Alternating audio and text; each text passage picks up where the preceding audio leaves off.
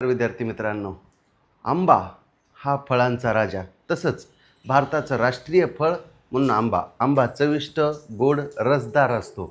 बरं, आंब्याच्या वेगवेगळ्या जाती येतात आहे ना. त्याच्यात कोकणी आंबा,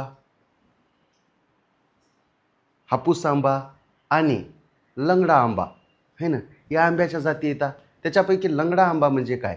बघा हो, असं मानलं जाते की वाराणसीमध्ये एका लंगड्या माणसाच्या बागेमध्ये प्रथम ही जात आढळली आहे ना. लंगड्या माणसाच्या बागेमध्ये प्रथम हा आंब्याचं झाड आढळलं, म्हणून त्याला तेव्हापासून लंगडा आंबा नाव पडलं. बरं, लंगडा आंब्याची खासियत काय आहे ना?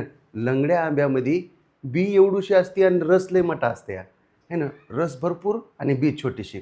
बरं, लंगडा आंबा पिकला तरी बी बाहेरून काय असते?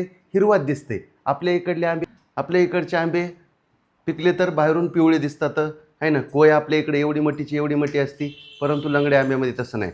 हा आंबा मुख्यत्वे जून जुलैच्या महिन्यात किंवा उन्हाळ्याच्या हंगामामध्ये येतो. बरं, अजून लंगड्या आंब्याबद्दल सांगायचं झालं तर चविष्ट, रसदार, सुगंधीसुद्धा असतो आणि खायला तर लय मजा, रस लयच भारी असते. आणि असा आहे लंगडा आंबा. तर आंब्याच्या झाडाला आम्रवृक्षसुद्धा म्हणतात. बरं, ही एवढी महत्त्वाची माहिती आहे.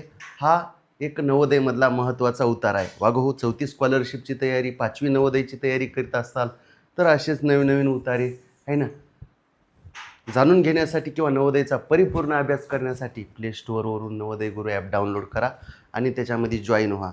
आणि नवोदयची नवीन बॅच सुरू झालेली आहे संध्याकाळी 7:45ला. त्या बॅचमध्ये ॲप डाउनलोड करून जॉईन व्हा. धन्यवाद भाऊ.